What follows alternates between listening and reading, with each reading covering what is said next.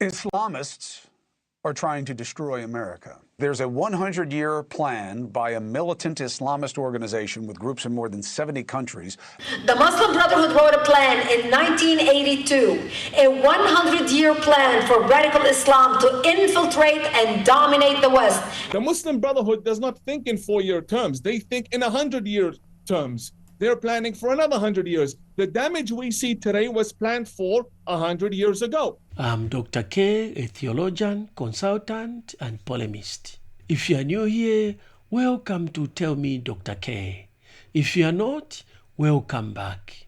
To help us continue bringing you deep dives like this, kindly subscribe and smash the notice bell for more. In this 4-part series, I'm going to expose a century-old plan which is meticulously unfolding, not with bombs, but with whispers, lawsuits, and a slow unseen seep of influence into every institution designed to protect you. This is the story of the project, a blueprint of a quiet war that began decades ago, and how close it may be to completion. By the year 2063, white Britons will be a minority in the United Kingdom. Among the under 40s, that will happen as early as 2050. By the year 2079, people born outside of the United Kingdom and their immediate descendants will represent a majority in the entire United Kingdom. Great that you've come to the UK, yeah? Because you need to take a warning back to the United States of America. Because what you're looking at here is your future. And do you know how quickly it comes? Like that. No one is allowed to talk about it, stop it, criticise it. Literally, you get crushed. I was demonised, I was slandered. Now, everyone knows I was telling the truth. Your culture, everything that you hold dear, you're giving up for them. What would they give up for you? What does Tucker Carlson know about living in a Pakistani town? 50% of my town's Pakistani. There's only one thing they understand, and that's that. They understand strength. There's no solution without chaos to this problem. The chaos is that when you try to enforce the law against any Islamic community in Europe, you're going to see the countries burn. You're going to have a war. You're going to have a war.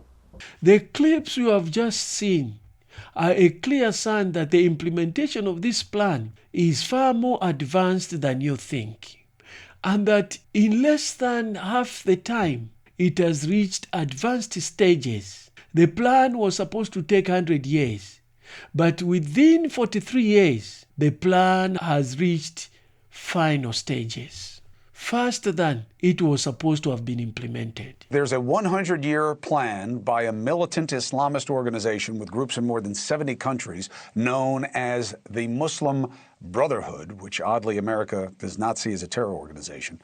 And their plan is to transform Western society from within and destroy our democracy. And they're about halfway there. How? Infiltrating college campuses. Lots of bot accounts and troll accounts that make us hate each other, and destroying our institutions. Earlier this week, Texas Governor Greg Abbott declared the Muslim Brotherhood and the Council on American Islamic Relations, known as CARE, as both terror organizations.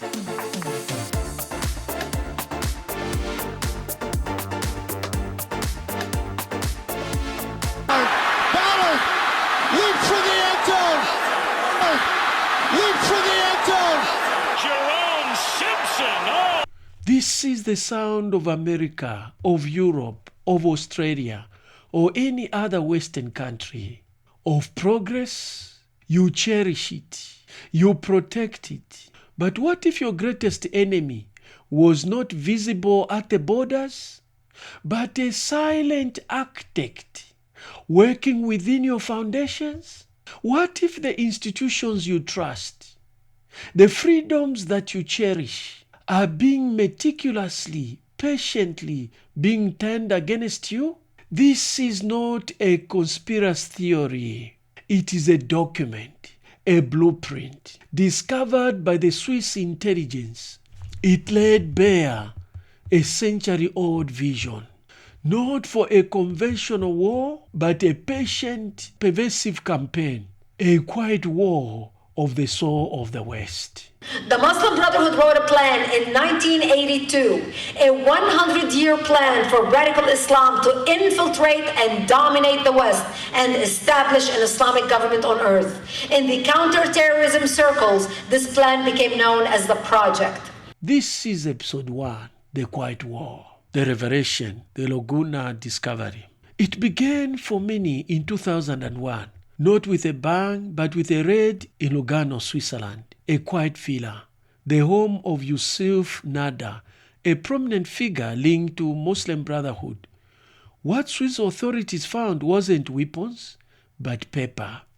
14 pages, titled Al-Mashruya, the Project. Imagine discovering a detailed long-term strategic plan for a hostile foreign power, not a plan for tanks or missiles, but for something far more insidious, cultural, social, and political subversion, for nothing less than Islamic governance. A meticulously crafted multi-generation effort to destroy Western civilization from within by its own hands. One expert said, "When we first saw this document, it was chilling. This wasn't some hot-headed rant. This was a sophisticated, highly organized, long-term strategic blueprint. It spoke of patience, of infiltration, of using our own laws against us." For years, this document largely remained unseen by the public. But those who understood its implications knew. The project wasn't a warning of what might happen.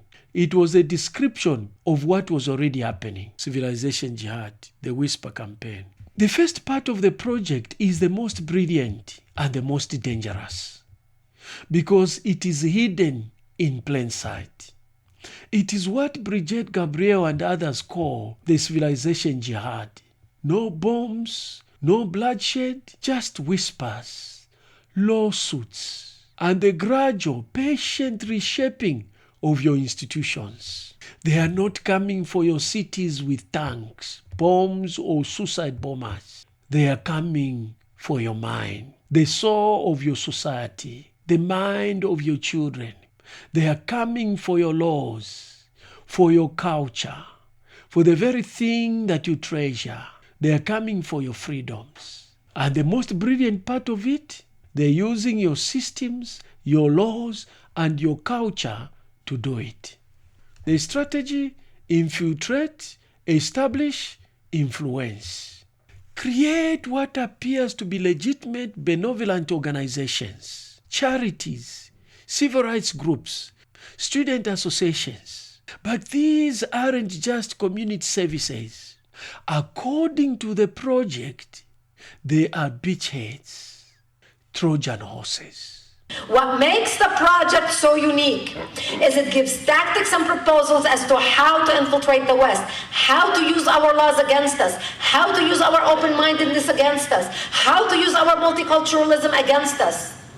They talk about how to start non-profit organizations and human rights organizations and civil organizations and maintain the appearance of moderation in order to advance the radical Islamic agenda in the West. They talk about how to build community centers in the inner cities and use them as recruiting centers. One expert said, the genius of this plan is its camouflage. They build organizations that sound Western, that champion causes that resonate with Western values, civil rights, religious freedom. But the ultimate loyalty, according to the documents, is the grand jihad. They talk about how to get democratically elected Muslims on all levels in the West, including government, NGOs, etc. They talk about how to get Muslim interns in all governmental offices so they can have an insider view as to how policy is done on the highest levels. They talk about how to work with like-minded progressive organizations that share similar goals. For example, this is why when you see CARE, the Council on American Islamic Relations, working with the ACLU, you scratch your head and you think to yourself, how can these two people work together? Earlier this week, Texas Governor Greg Abbott declared the Muslim Brotherhood and the Council on American Islamic Relations, known as CARE, as both terror organizations. Now, They're suing Abbott, and that's not really his purview. But of course, it's just politics of provocation, right? Is it justified? The Trojan horse, front organization. The core of phase one is the front organization. Think of it like this: a group promoting interfaith dialogue, perhaps even receiving government grants, while its underlying mission, as described in the project, is to eliminate and destroy Western civilization from within. These organizations gain legitimacy. They become the go-to voices for the policymakers seeking advice on the Muslim community. They shape the narrative. They silence dissent. How? By weaponizing accusations like Islamophobia against anyone who dares to question the motives or actions. We have been sold this meme of Islamophobia, where every criticism of the doctrine of Islam gets conflated with bigotry toward Muslims as people. Right. And that is it's intellectually ridiculous. Great that you've come to the UK, yeah? Because you need to take a warning back to the United States of America. Because what you're looking at here is your future. And do you know how quickly it comes? Like that. No one is allowed to talk about it, stop it, criticize it. Literally, you get crushed. I was demonized, I was slandered. Now, everyone knows I was telling the truth. Your culture, everything that you hold dear, you're giving up for them. What would they give up for you? What does Tucker Carlson know about living in a Pakistani town? 50% of my town's Pakistani. There's only one thing they understand, and that's that. They understand strength. There's no solution without chaos to this problem. The chaos is that when you try to enforce the law against any Islamic community in Europe, you're going to see the countries burn. You're going to have a war. Another expert said, if you criticize certain actions or ideologies, you are not just disagreeing, you are labeled a bigot. This is a very effective way to shut down legitimate debate. It's not about protecting Muslims. It's about protecting the agenda. The goal is not to convert individuals one by one. It is to capture the institutions that govern the many, to shape policy, control information, and influence public perception from inside. As an outsider who understands how the Western culture differs from mine, and I'm able to look at it from outside, I was able to see how the Western world was being taken advantage of using its own culture and laws. Why? Because the Western people thought that everyone thinks like them. But also, being a person who has taken a lot of interest throughout my life about Islam, it is very clear and very evident that the project is far advanced. What we are seeing in Europe, in America, especially in the UK, is an advanced stage of the project. It appears like the politicians are already in the pockets of the engineers of this blueprint. Suddenly, Starmer made a desperate announcement. The nation has been heard. We are announcing a plan to house migrants in military bases instead of hotels. The opposition accused Starmer of surrendering the UK to aliens without a single shot fired. Beyond the organizations, phase one details political entryism. Now, this isn't about electing Muslim candidates per se, but about ensuring that any leader, regardless of the background, is influenced by this Islamic agenda. They seek access to the levers of power, lobbying groups, police advisors, and think tanks. The second expert said they don't need to win elections if they can control the discourse, if they can influence what laws are proposed, what legislation gets passed, what language is used in official documents. And then the tactical alliances.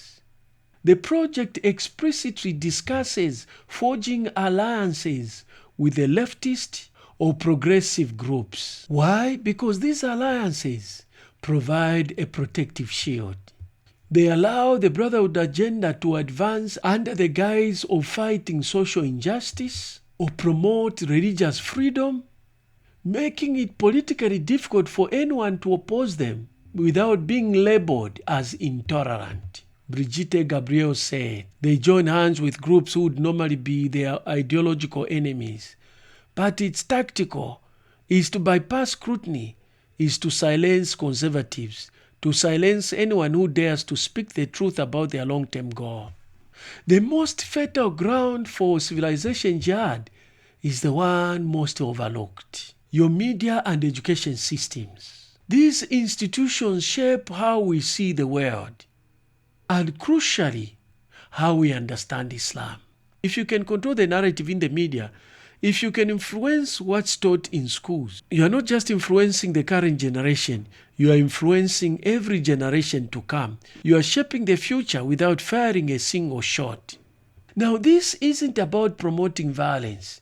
It is about slowly, subtly influencing perspectives. It's about making critical thinking about certain things unacceptable. It's about ensuring that future leaders and citizens are conditioned to accept rather than question a particular worldview. Haven't you seen how many of these Islamic scholars educated in the West, they are even lecturers at certain universities, how they are chanting and promoting that Islam is the religion of peace.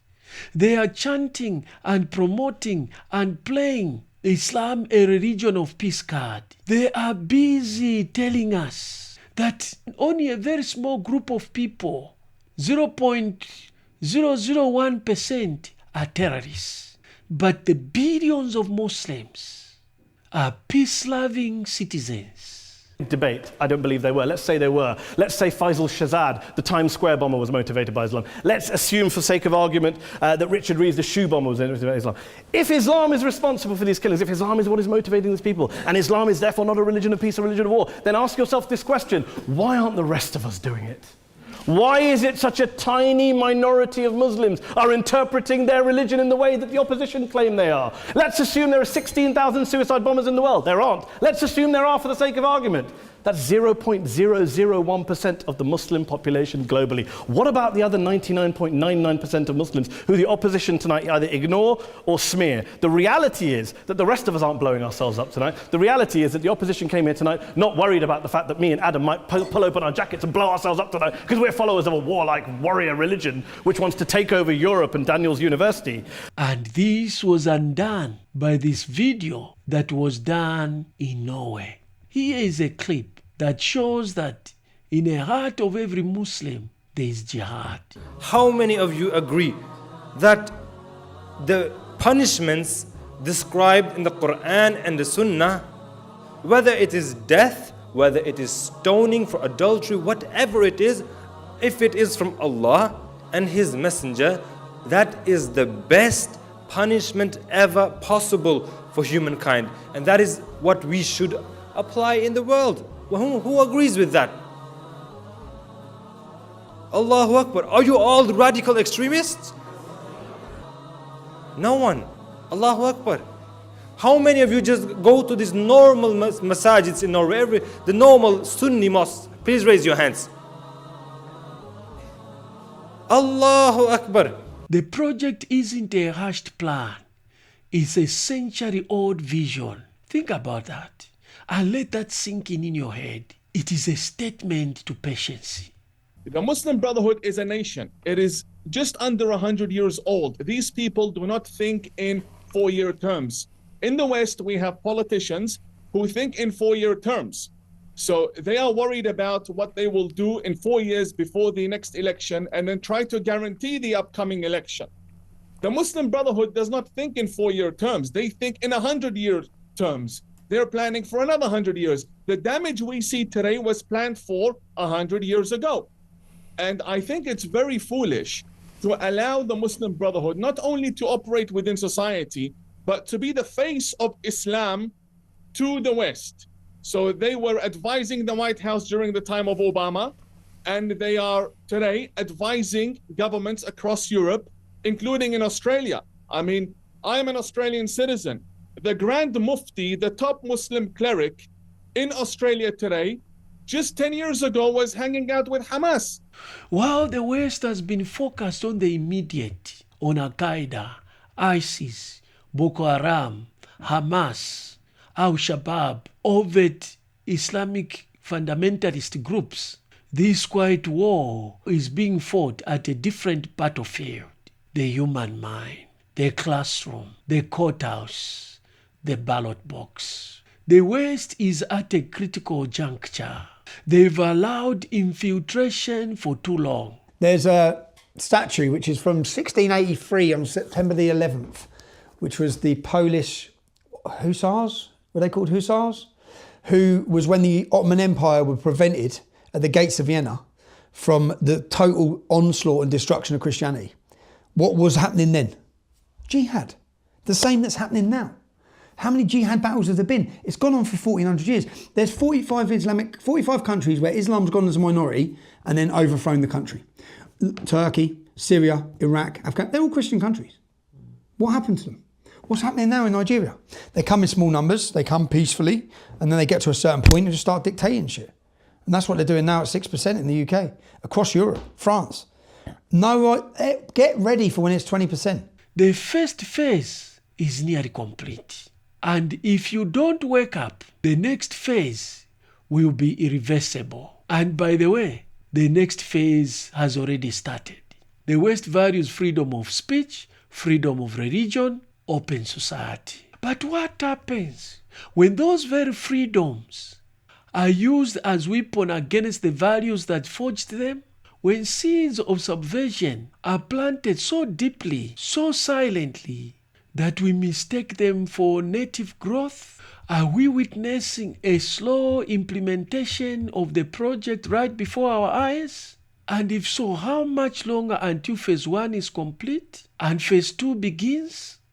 If you have enjoyed this video, kindly do me a favor. Like, subscribe, and smash the notice bell for more. The more you subscribe, like, share, and comment, the more YouTube makes this video to be seen by more people.